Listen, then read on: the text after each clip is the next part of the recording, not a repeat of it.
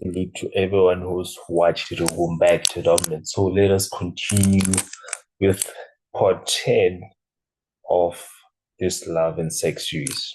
So exciting when you actually do this love and sex series. So today we're going to talk about platonic sex. And what I want us to talk about when it comes to platonic sex is that what is the sex that does not involve feelings and how does it impact people? The reason why I chose this topic is because I've seen that the casuality of the sex that we put in these days, it's amazing. It's shocking. And it's not surprising because of the fact that we don't have sex foundation, as I've done with one of the videos called Sex Foundation in our 11 sex series. But let's continue regardless of that. So, what is platonic sex? So, I did a co-pilot search for platonic sex, which is AI. So, let us see what is platonic sex. So, according to AI, let me just move my screen over here. So it says that the term platonic sex might sound contrary at first because platonic relationships are traditionally defined as emotionally intimate but non-sexual connections. Think deep friendship without romantic or physical involvement. Platonic relationships is when people are friends and they don't really touch each other, usually the friend zone. But however, in more uh, contemporary or nuanced discussion, some people use the phrase platonic sex to describe, firstly, uh, sex without romantic attachment. Two people may engage in sexual activity whilst maintaining a friendship that does not involve romantic love or dating expectations. You have a term for it, friends with benefits. Secondly, emotionally intimate but non-romantic sex. The connection is based on trust, care, and mutual respect, but no romantic desire, where they are helping each other or hooking up. Part of a non-ethical non-monogamy. In some polyamorous arrangements, individuals have sexual are emotionally close but not romantically, meaning that they have when a woman can date a man and that woman is dating another woman and that man is dating that other woman, usually they can categorize this as platonic sex also. So let's continue in here what we have to say. So important distinction from it and is still the pilot search is that it's a non-traditional platonic love. Plato's original concept emphasized transcending physical desire to reach a higher intellectual or spiritual connection, meaning that that there are people who have sex just because of physical attraction and nothing else. No emotion involved. It's just I see you, I crave you, I want you inside of me, or I want you to be inside of you, then that's just it. Not casual sex. Platonic sex in a implies emotionally depth of friendship, unlike the purely physical encounters. So you know that people have sex because I see you, I like what I see, and I wanna do what I want to see. So why is it important? Because I chose this topic for a reason. Why is it important to know about platonic sex? In usually my workshop, I would talk about it. It shows how people perceive sex. Because now, especially they see the younger generation, they perceive sex to be something that is a toy that I can use whenever, or they perceive sex to be something like what happened in porn videos also. So sex looks more like porn than a feeder. As I've said in one of the episodes where I said that um God said that we should have sex in marriage because it feeds a marriage. I I emphasize that the reason why you should have sex is this. It's not only about reproducing children, it's about feeling the marriage. But people look at it as porn right now, where it can be casual, you can have sex with anyone, you can have sex in any way, you can do all sorts of nasty stuff that we don't know and where they come from. One of the reasons for unwanted pregnancies, single motherhood, it's a common one. You'll see people having sex but not seeing sex as something that produces babies. I don't know why that is. And it produces more fatherless homes. Because when you understand that about platonic sex, you'll see that it produces more fatherless homes where someone you see casually or someone you meet for the first time, you sleep with them and they have sex with you, and then you never see that person again and you find out that you're pregnant by that person. Produces more fatherless homes.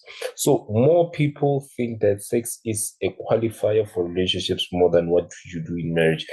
This is a very big one, and this actually needs a topic on its own, where especially women think that you need to qualify yourself to be a good sex partner, meaning that you have to they want to see if you will satisfy them for the rest of their lives. So what they do is that they have sex with you whilst they're in a relationship with you, or they even if they're not in a relationship, they say they qualify you to be in a relationship with you, not even marriage. They want to see if they would have sex with you and to see if you can make them satisfied. And if not, they'll go to the next guy, go to the next guy, go to the next guy. And by the time they get to the 50th guy, they want to settle down whilst it's already damaged them mentally. So that is why you need to understand.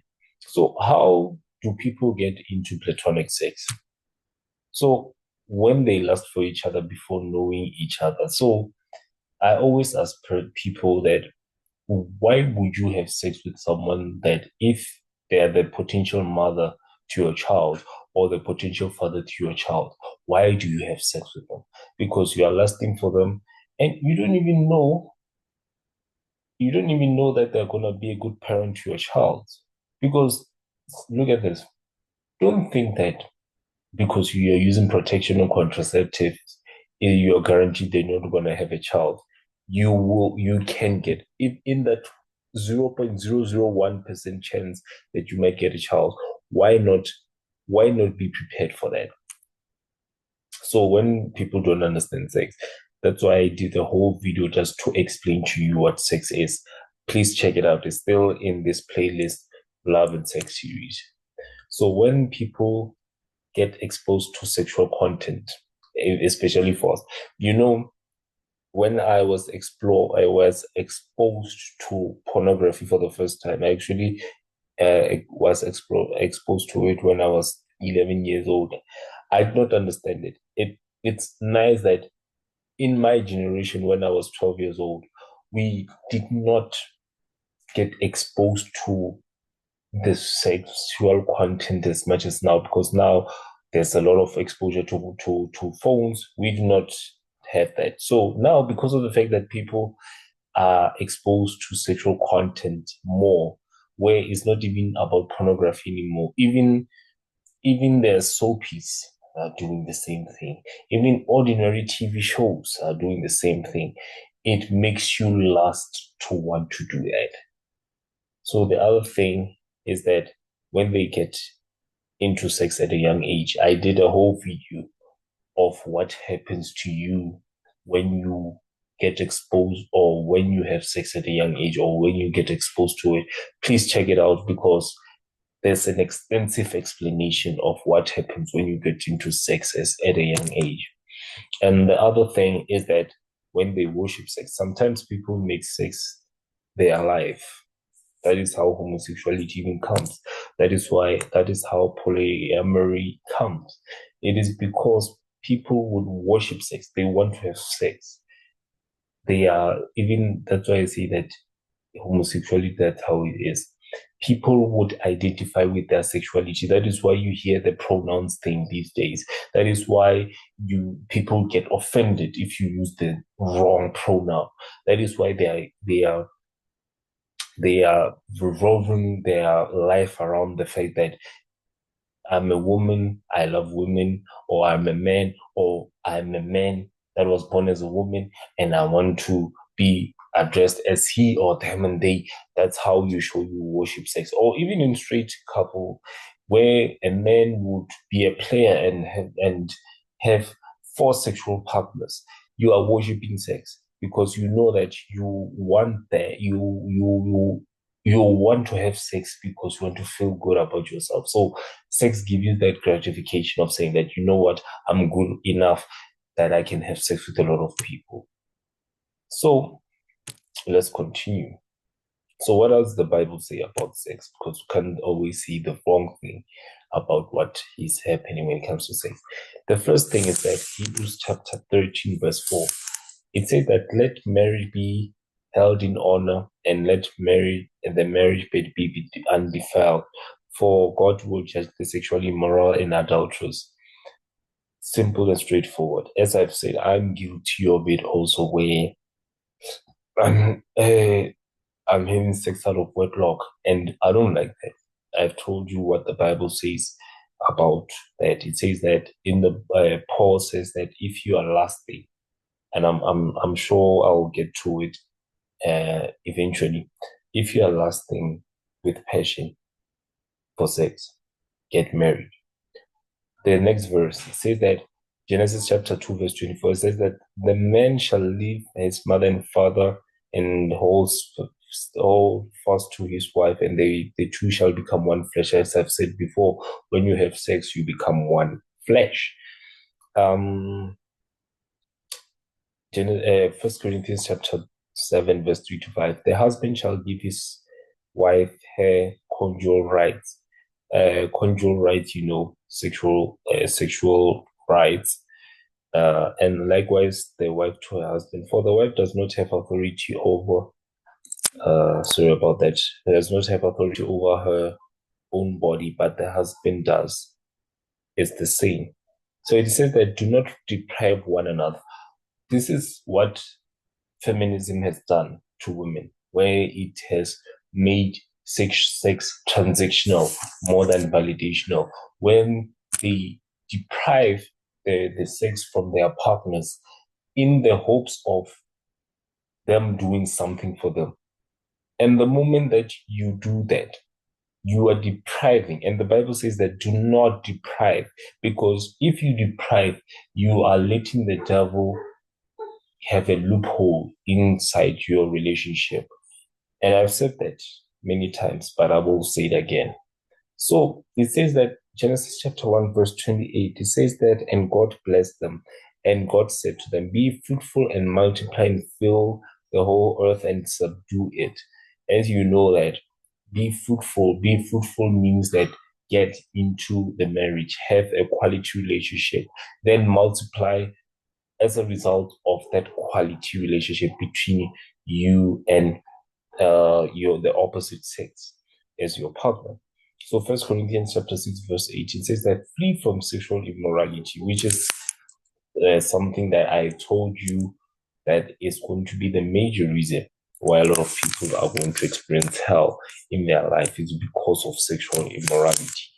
So First Corinthians chapter 7, verse 2, it says that, but because of the temptation of sexual immorality, each man, that is the one that I was referring to when I said that Paul said that because of the amount of passion or amount of lust that we have, we should have our own wives and husbands.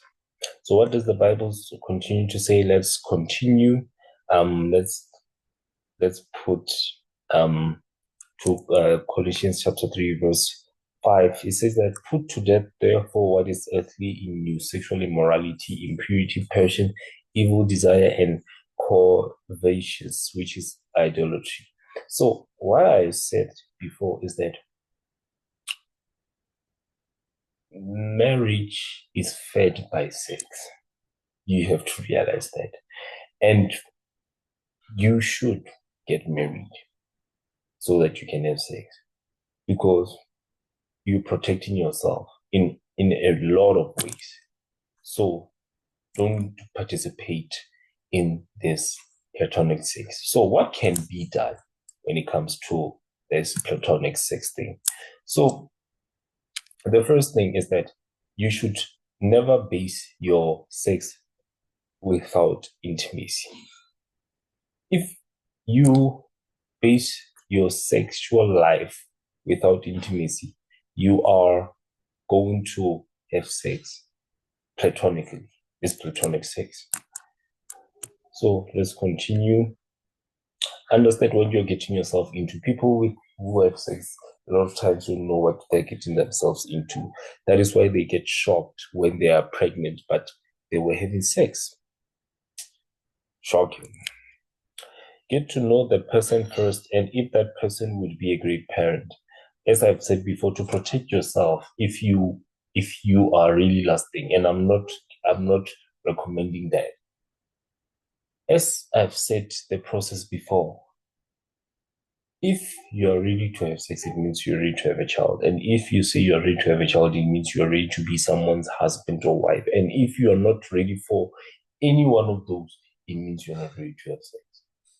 Get to know that. That is the one that I always tell you. I just mentioned it. So that is at the end of our presentation today for the Loves and Sex series. Give this video a big thumbs up, subscribe and comment below. And always remember, /SYS so this will you out.